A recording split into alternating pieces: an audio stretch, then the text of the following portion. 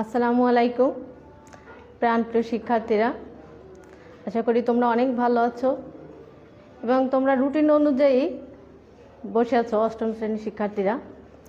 তো আজকের ক্লাসে তোমাদেরকে আমি স্বাগতম জানাচ্ছি। তো আমি আবারও উপস্থিত হয়েছি। আমার পরিচয় তোমরা জানো, তারপরেও আরেকবার পরিচিতি দেই। পারভিন আক্তার, সহকারী শিক্ষক, বাংলা, শিরোমণি মাধ্যমিক বিদ্যালয়, ফুলতলা, খুলনা। আজকে আমি অষ্টম শ্রেণীর বিষয় বাংলা এবং গদ্য এটা নিব। তো প্রাণপ্রিয় শিক্ষার্থীরা, আমরা বাংলাদেশের নাগরিক। বাংলাদেশে আমরা অনেক উৎসব পালন করি, তাই না? এখানে অনেক ধর্মের লোক বাস করে। এরকম ইসলাম ধর্মের লোক, ইসলাম ধর্মের অনুসারী যারা, তাদের সবচেয়ে বড় উৎসব ঈদ উল ফিতর এবং ঈদ উল আজহা। এছাড়া আরও ধর্মীয় অনেক উৎসব আছে। এটা শুধুমাত্র মুসলিম সম্প্রদায় পালন করে। এরপর হিন্দু সম্প্রদায় তারা পালন করে কি তাদের বড় উৎসব, এটা হচ্ছে দুর্গা পূজা। এছাড়াও তাদের আরও অনেক ছোট ছোট অনেক উৎসব আছে। সেই উৎসবগুলো হিন্দু সম্প্রদায়ের লোকরা এটা পালন করে। খ্রিস্টান ধর্মের অনুসারী যারা, তাদের ধর্মীয় উৎসব বড়দিন, এটাও তারা নিজেরাই পালন করে। এছাড়া আছে বৌদ্ধ ধর্ম, যারা বৌদ্ধ ধর্মের অনুসারী তারা বৌদ্ধ পূর্ণিমা, এটা হচ্ছে তাদের সবচেয়ে বড় উৎসব, এইটা পালন করে। তো প্রিয় শিক্ষার্থীরা, আমি যে উৎসবগুলোর কথা বললাম, এই উৎসবগুলো শুধুমাত্র কি এক এক সম্প্রদায় তাদের উৎসব পালন করে। তো এমন কোনো উৎসব আছে যা আমরা জাতি, ধর্ম, বর্ণ নির্বিশেষে আমাদের দেশে পালন করি? বলতে পারবে কেউ? হ্যাঁ, তোমরা অবশ্যই বলতে পারো, বলতে পারছো। তো আমাদের ধরো এমনি আছে, শহীদ দিবস আছে, স্বাধীনতা দিবস, বিজয় দিবস। এইগুলো ছাড়াও এমন কোন উৎসব আছে যে উৎসবটা আমরা খুব ব্যাপক সমারোহে আমরা এই উৎসবটা পালন করি? কি মনে পড়ে কিছু? হ্যাঁ শিক্ষার্থী, দেখো আমি তোমাদের আরেকটু মনে করার জন্য একটু ব্যবস্থা করি। দেখো এইখানে দেখো কি এই প্লেটে কি আছে? পান্তা ভাত, তাই না? ইলিশ মাছ ভাজা, কাঁচামরিচ এবং বিভিন্ন ধরনের ভর্তা। এখানে আছে মঙ্গল শোভাযাত্রা, এখানে অনেকে কি আলপনার কাছে। তা এটা দেখে কি কি মনে হচ্ছে বলো তো? এই যে ছবিতে কি দেখতে পাচ্ছ, সেই উৎসবের কথা কি তোমাদের মনে পড়ছে? হ্যাঁ অবশ্যই মনে পড়ছে, তোমরা ঠিকই জানো।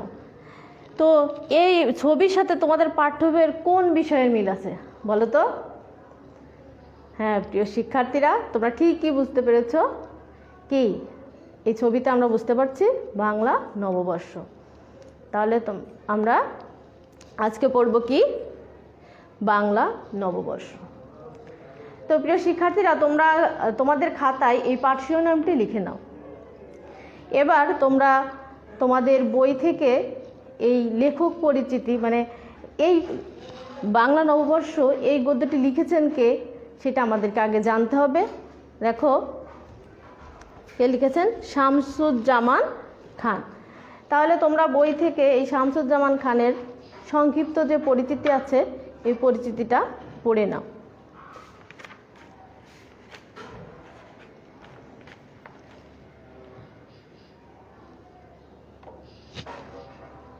শিক্ষার্থীরা, এটা পড়তে অবশ্য একটু সময় লাগবে, তারপরে আমরা একসাথেই আমরা পড়ি, তাহলে আমার মনে হয় ভালো হবে। আচ্ছা, তো আমরা আগে শামসুজ্জামান খানকে চিনি। দেখো এই যে শামসুজ্জামান খান। তো তোমরা বইয়ের সাথে আমার এটার সাথে মিলিয়ে নাও। লেখক শামসুজ্জামান খান এর জন্ম 29 ডিসেম্বর 1940 খ্রিস্টাব্দ মানিকগঞ্জ জেলার সিংগাইর থানার চারিগ্রাম। পিতা মাহমুদুর রহমান খান, মাতা শামসুন নাহার খানম।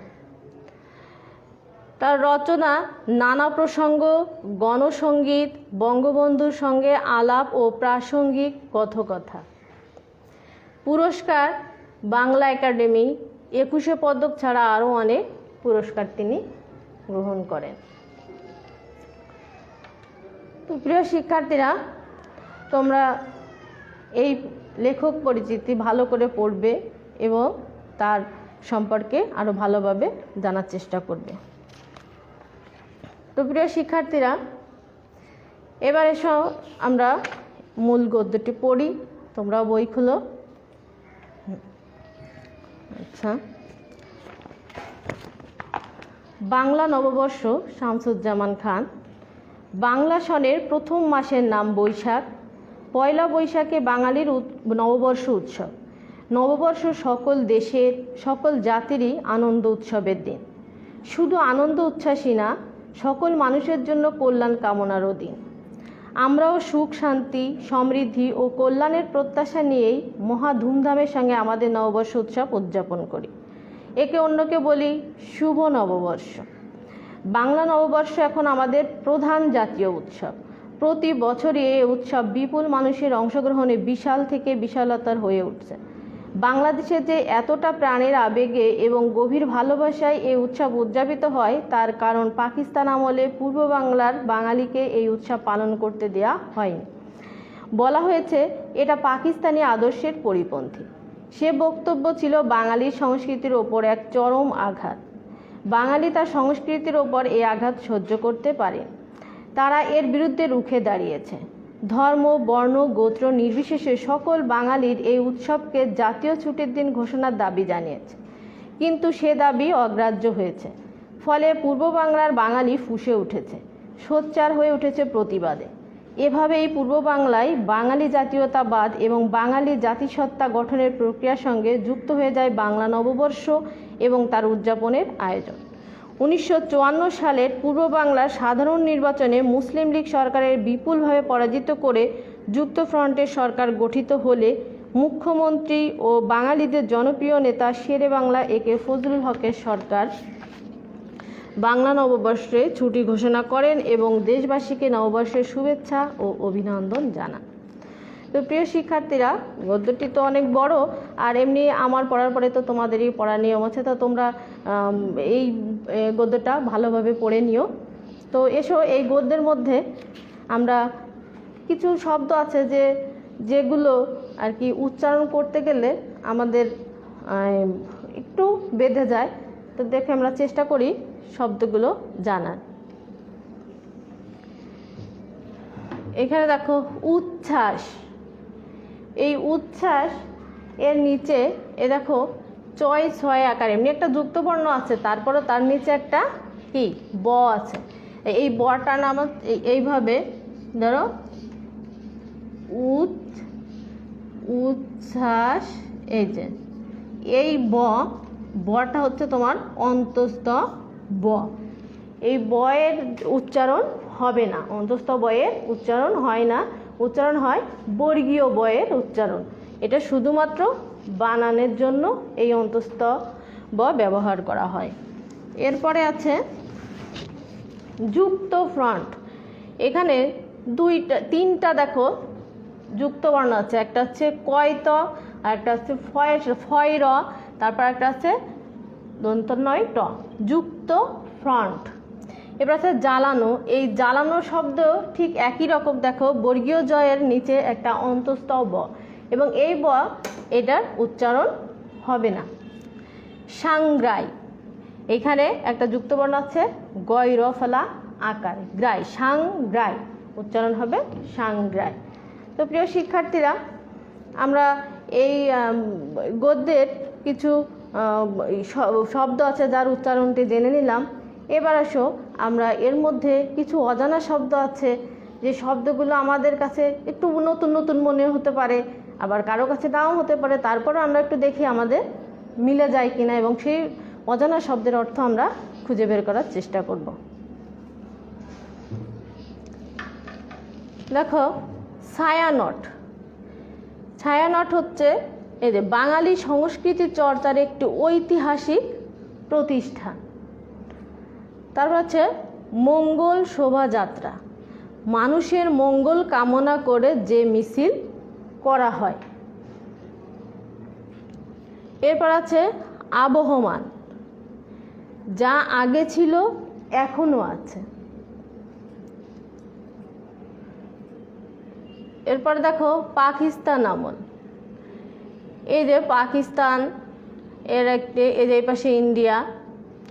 তো এই পাকিস্তান এইটুকু যে 1947 থেকে 1971 খ্রিস্টাব্দের পূর্ব পর্যন্ত যে সময়, আমরা জানি যে 1947 সালে ভারত এবং পাকিস্তান বিভক্ত হয়, এবং সেই বিভক্ত হলে ভারত এটা হয় হিন্দুস্তান, এবং বাংলাদেশ এবং পাকিস্তান এই দুটো দেশ মিলে একটা দেশ বিভক্ত করা হয়, এক পাশে আর এক পাশে হচ্ছে ভারতকে, এবং তখন বাংলাদেশ এবং পাকিস্তানকে আবার দুটো ভাগে বিভক্ত করা হয়, একটা হচ্ছে পূর্ব পাকিস্তান আর একটা হচ্ছে পশ্চিম পাকিস্তান। আমাদের বাংলাদেশ তখন ছিল পূর্ব পাকিস্তান নামে পরিচিত।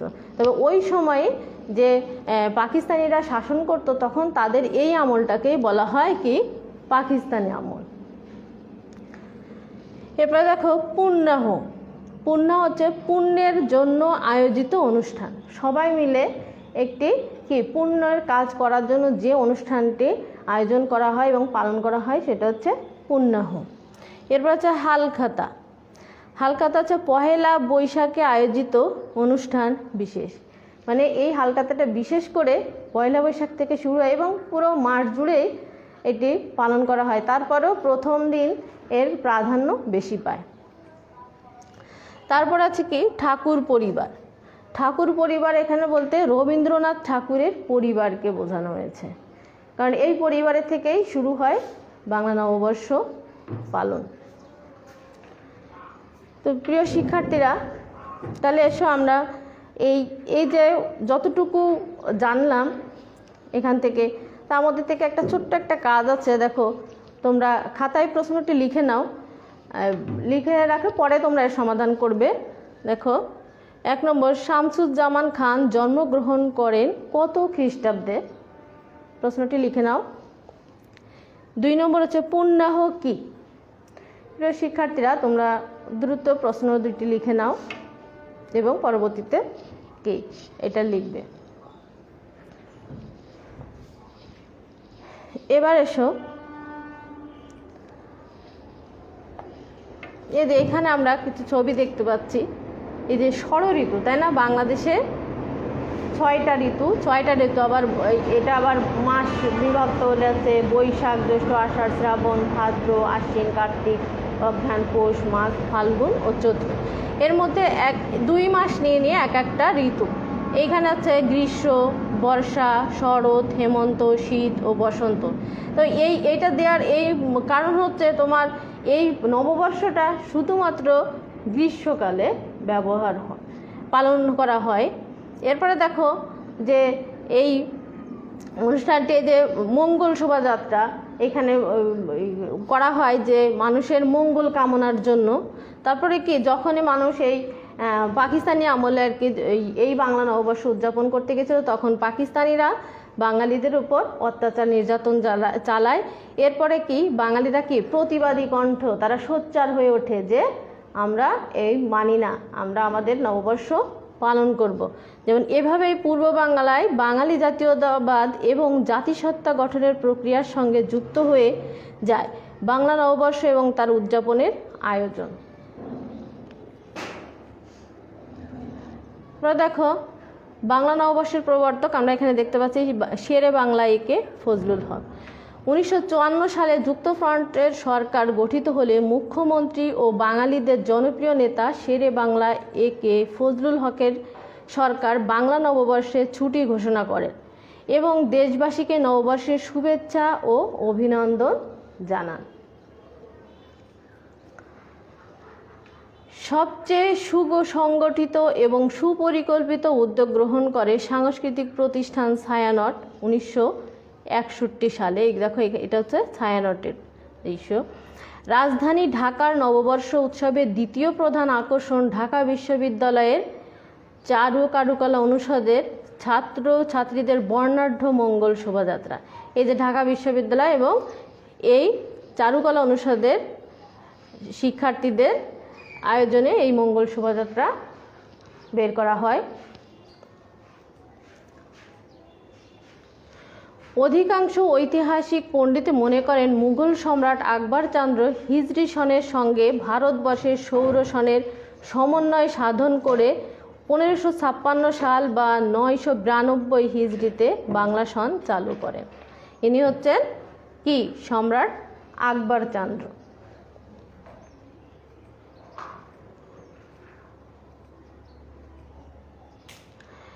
নবাব এবং জমিদারেরা চালু করেন পুণ্যাহ অনুষ্ঠান। এখানে দেখো পুণ্যাহ অনুষ্ঠানে সব একসঙ্গে খাওয়া দাওয়া করছে। প্রজারা জমিদার বাড়িতে আমন্ত্রিত হতেন, তাদের মিষ্টি মুখও করানো হতো, পান সুপারিরও আয়োজন থাকতো। তবে তার মূল উদ্দেশ্য ছিল খাজনা আদায়।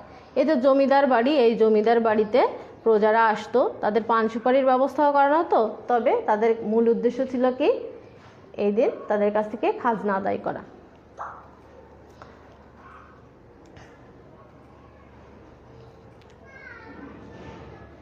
পয়লা বৈশাখের দ্বিতীয় বৃহৎ অনুষ্ঠান ছিল হালখাতা।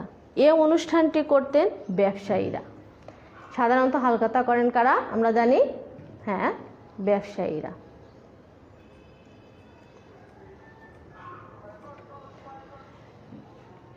বাংলা নববর্ষের আরেকটি প্রধান অনুষ্ঠান হলো বৈশাখী মেলা। মেলা থেকে মানুষ সারা বছরের প্রয়োজনীয় জিনিসপত্র কিনে রাখত। শিক্ষার্থীরা, তোমরা বোঝো যে এইখানে একটা আছে, প্রশ্ন থেকে যায়, তাই না, যে মেলা থেকে মানুষ সারা বছরের প্রয়োজনীয় জিনিসপত্র কিনে রাখতো। কেন কিনে রাখতো বলো তো? আসলে ওই মেলাতে মানে নববর্ষে তো সবাই একটা উৎসব মুখর পরিবেশে এই দিবসটি পালন করে এবং ওই সময়ে পণ্যের অনেক ছাড় দেওয়া হয় এবং এই ছাড়ের কারণেই অনেকে সারা বছরের প্রয়োজনীয় অনেক কিছুই কিনে রাখে।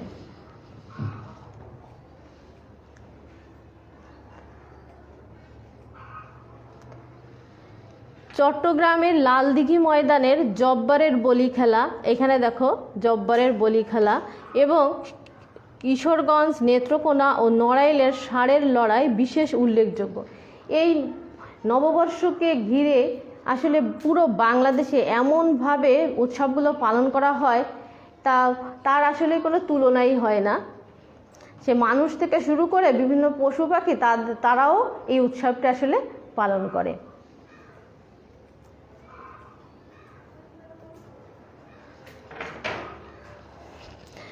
গ্রাম বাংলায় নববর্ষে মানিকগঞ্জ, মুন্সিগঞ্জে হতো গরুর দৌড়। এখানে দেখো গরুর দৌড় হচ্ছে।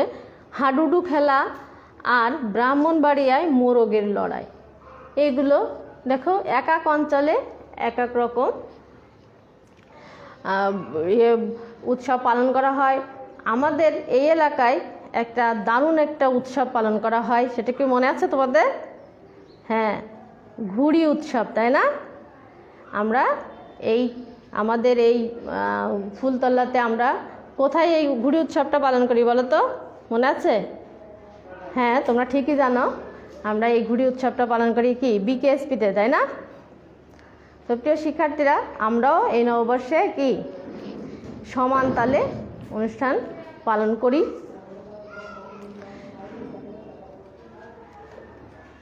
এবার দেখো, আমানি নববর্ষের একটি প্রাচীন আঞ্চলিক মাঙ্গলিক অনুষ্ঠান। চৈত্র মাসের শেষ দিনের সন্ধ্যা রাতে গৃহকর্ত্রী এক হাঁড়ি পানিতে অল্প পরিমাণ অপক্ক চাল ছেড়ে দিয়ে সারা রাত ভিজতে দেন এবং তার মধ্যে একটি কচি আমের পাতা যুক্ত ডাল বসিয়ে রাখেন। পয়লা বৈশাখে সূর্য ওঠার আগে ঘর ঝাড়ু দিয়ে সেই হাঁড়ির পানি সারা ঘরে ছিটিয়ে দেন এবং হাঁড়ির ভেজা চাল সকলকে খেতে দিয়ে আমের ডালের কচি পাতা হাঁড়ির পানিতে ভিজিয়ে সকলের গায়ে ছিটিয়ে দেন।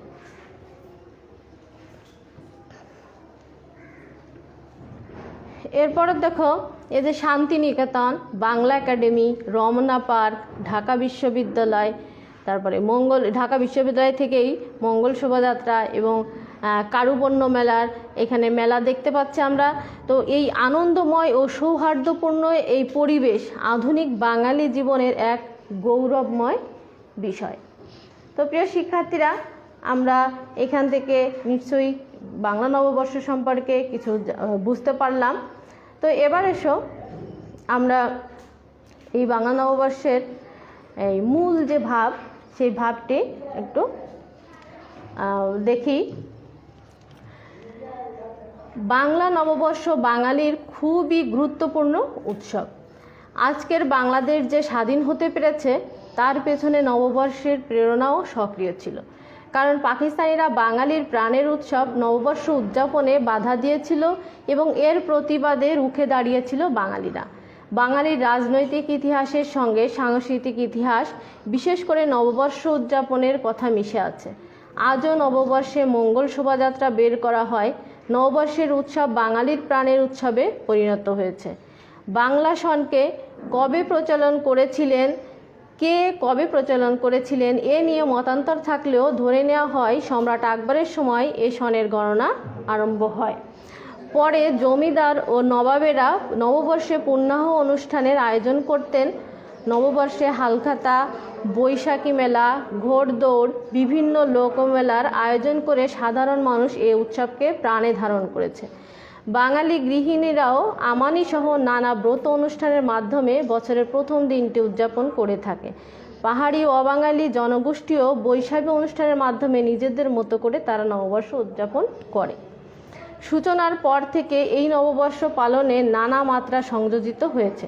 তবে এই উৎসবকে রবীন্দ্রনাথ ঠাকুরের পরিবার বিশেষ গুরুত্ব দিয়ে পালন করায় সে আয়োজন দেশময় ছড়িয়ে পড়ে। ভাষা আন্দোলনের পর থেকে আমরাও নববর্ষ উৎসব ব্যাপকভাবে পালন আরম্ভ করি এবং এখন এই উৎসব বাঙালির জীবনে এক গৌরবময় অধ্যায়ে পরিণত হয়েছে। তো প্রিয় শিক্ষার্থীরা, আমরা এই গদ্যটির আলোচনা করে আমরা একে অপর আমরা খুব ভালোভাবে বুঝতে পারলাম এবং যখন বুঝতে পারলাম তাহলে এখান থেকে তো মনে হয় দুটো একটা প্রশ্ন আমি করতে পারি, তাই না? তোমরা রেডি আছো তো? হ্যাঁ, আচ্ছা। তাহলে এখানে দেখো একটা দলীয় কাজ আছে, যেহেতু এখানে দলীয় কাজ করা সম্ভব নয়, তোমরা একা একাই আছো, তারপরে প্রশ্নটি তোমরা খাতায় লিখে নাও, সমাধান করার চেষ্টা করবে পরবর্তীতে। এই যে বাংলা নববর্ষকে আমাদের প্রধান উৎসব বলা হয়েছে কেন, এটি তোমরা পরবর্তীতে করবে। আচ্ছা, এরপরে দেখো লেখা হয়েছে। আচ্ছা, এবার আসো আমি কিছু ছোট ছোট প্রশ্ন করি তোমাদের। বাংলা সন চালু করেন কোন শাসক? 2 নম্বর হচ্ছে ছায়ানট কি? 3 নম্বর হচ্ছে সাল কথাটি কোন ভাষা থেকে এসেছে? 4 নম্বর কত হিজরিতে বাংলা সন চালু হয়? 5 জব্বারের বলি খেলা হয় কোথায়? প্রিয় শিক্ষার্থীরা, প্রশ্নগুলি তোমরা একটু লিখে নেওয়ার চেষ্টা করো। আশা করি তোমরা সব প্রশ্নেরই উত্তর করতে পারবে। তো এখন আমি তোমাদের সাথে একটু মিলিয়ে নিতে চাই যে তোমরা আসলে আগে থেকেই তোমরা একটা পরিকল্পনা করেই রেখেছো, যে মানে বুঝতেই পারছো যে প্রশ্নের উত্তরগুলো তোমরা পারবে। তারপরেও দেখে আমার সাথে তোমাদের সাথে মিলে যায় কি না, আমি তো জানি তোমাদের মিলে যাবে। আচ্ছা, তো দেখো বাংলা সন চালু করেন কোন শাসক? উত্তর হচ্ছে মুঘল সম্রাট আকবর। ছায়ানট কি? বাঙালি সংস্কৃতি চর্চার একটি ঐতিহাসিক প্রতিষ্ঠান। সাল কথাটি কোন ভাষা থেকে এসেছে? ফার্সি ভাষা। কত হিজরিতে বাংলা সন চালু হয়? 992 হিজরিতে। জব্বারের বলি খেলা হয় কোথায়?